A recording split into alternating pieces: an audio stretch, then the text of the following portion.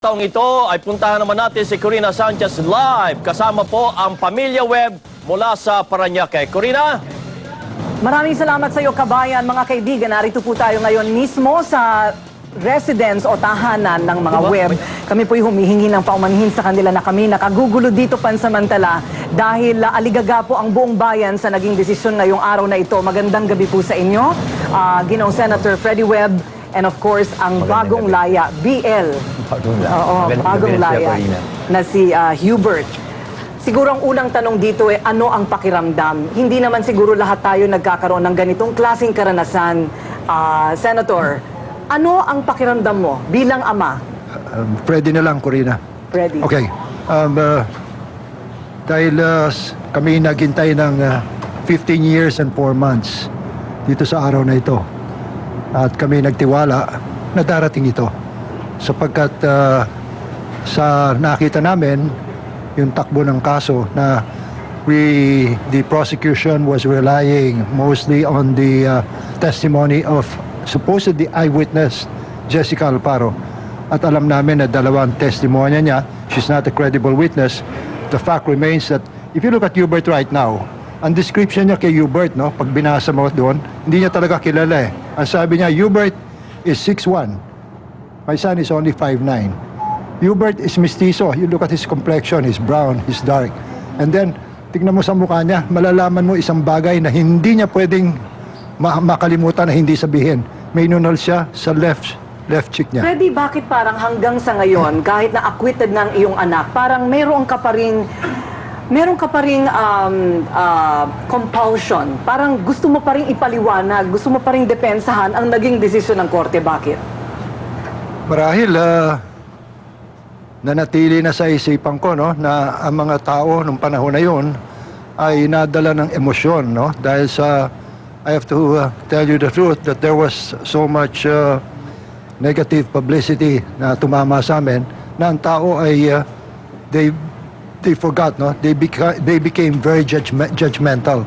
So hindi ko naman pinapaliwanag upang ang tao ay makumbinsi ko na. They should be convinced already because of what the Supreme Court has mentioned. Dito naman tayo kay Hubert. Babalikan natin ang ama, ang anak. Magkasama kayo. Naku, ano ang pakiramdam na kasama mo? Nakaupo ka ngayon sa sopa ng iyong sariling tahanan. Kasama mo ang tatay mo dito sa Parañaque. Alam mo, ito na ang magiging pinakamaligayang Pasko na mararamdaman namin as a family in 15 Christmases. This is the first, ito ang unang-una na sa bahay naman. Although nagpapasalamat din ako in the prior Christmases because my family, since the start, lagi pa rin kami magkasama. Siyempre, naiiba lang kung sa tahanan na talaga. So, bawat Pasko na dumaan, pumupunta kayo sa Bilibid? Yes. Walang mintis? Lahat ng Pasko? Doon kayo nagpapasko? Walang mintis. Pasko, New Year, mga birthdays, lahat ng okasyon. No? So, palagi ko sinasabi, no, we live in a very abnormal life. No? Sapagkat lahat ng mga okasyon, it is behind within the prison compound.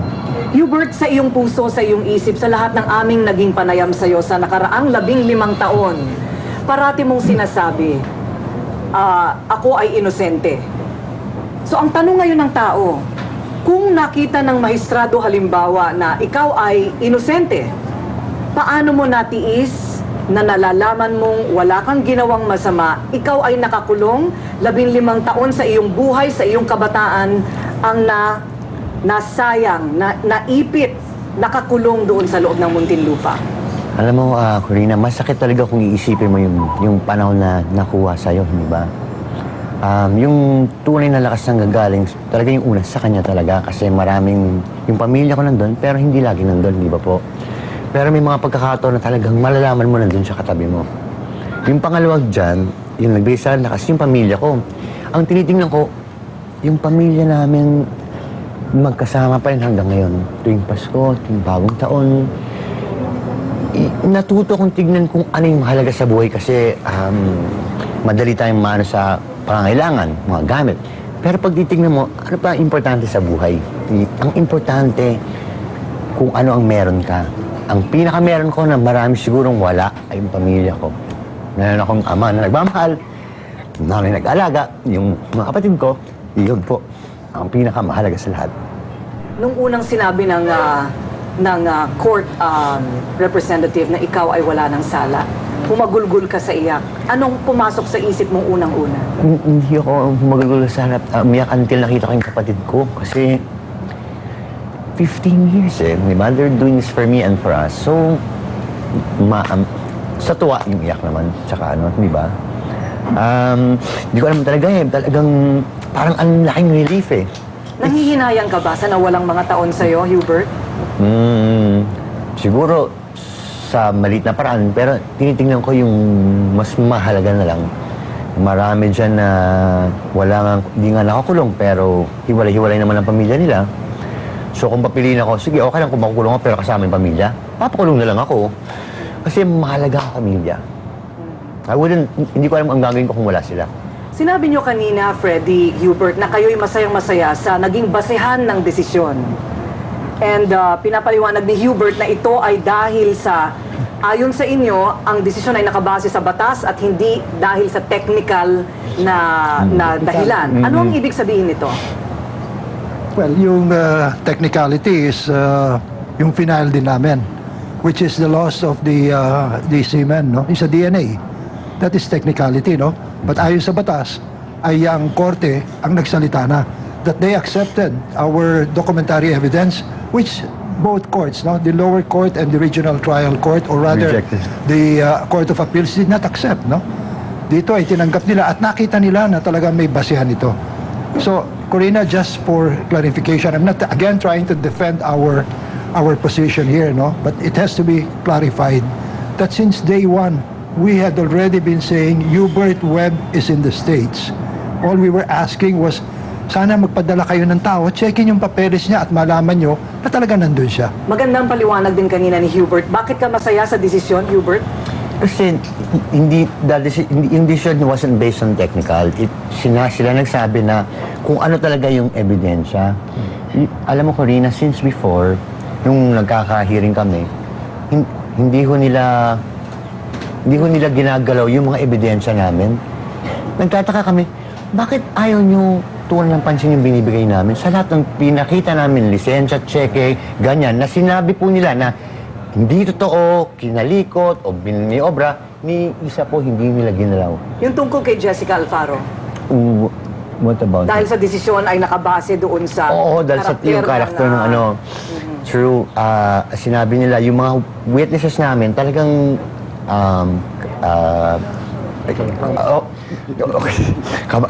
yung kalidad ng witness namin ay hindi naman ako tumitingin sa maliit sa tao, kaso yung totoo, yung mga nag-witness sa amin, si Gary V. Hindi ba po? Si Yason?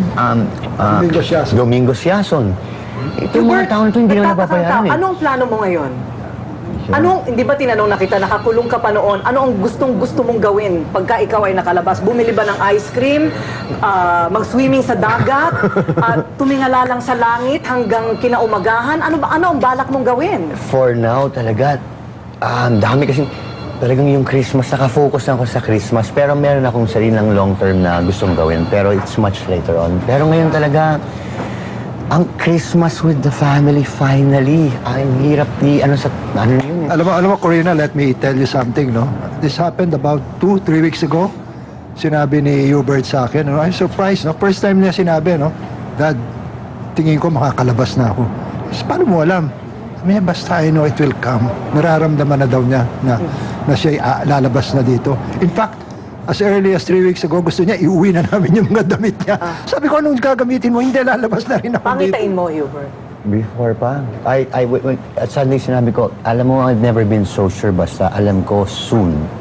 I don't know. They all know that. I always say that. Basta alam ko soon. Nangingilig-ngilig ang luha mo, Hubert. Hindi, happy. Happy. Confident when I was saying it. Confident.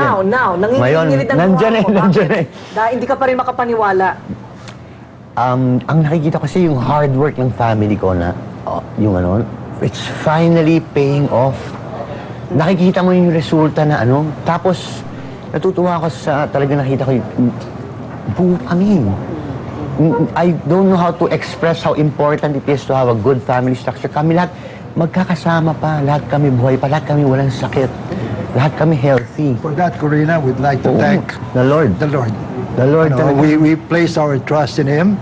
We not only hoped, had faith, but the trust in our Lord was the key, was the factor that brought us freedom for Hubert.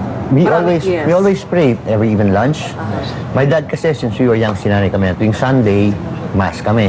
Kagalit din pag ano kami. Pero kailangan Sunday, mass then lunch. Then okay na. So it stuck out the tradition. Diba? It's a really good tradition. I believe now as I grew up, nakikita ko talaga yung resulta pala nun. 15 taon ang nakaraan pero parang hindi nagbago ang itsura ni Hubert. Mukha pa rin siyang bata. Thank you very much. Thank you very much. Hubert Thank you. Webb, Freddie Webb, congratulations. Maraming salamat. Maraming Balik sa'yo muna.